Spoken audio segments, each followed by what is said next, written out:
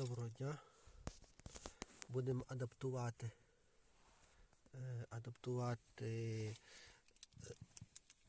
заслонки вентилятор на Volkswagen B6 2.0 дизель 2008 рік. От.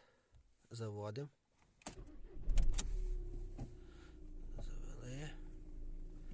Так.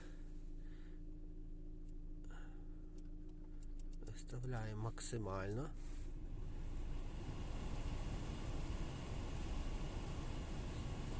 Температуру ставимо 21 і зажимаємо кондиціонер і обдув на себе.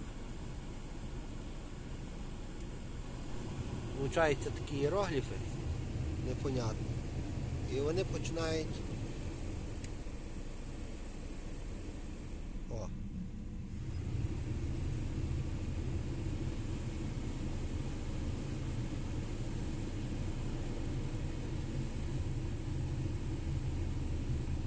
працює, настроюється.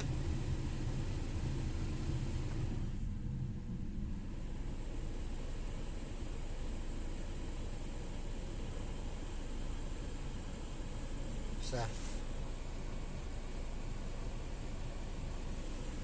Настроїлося. Пробуйте. Має допомогти. Якщо є якісь звуки у вентиляторі.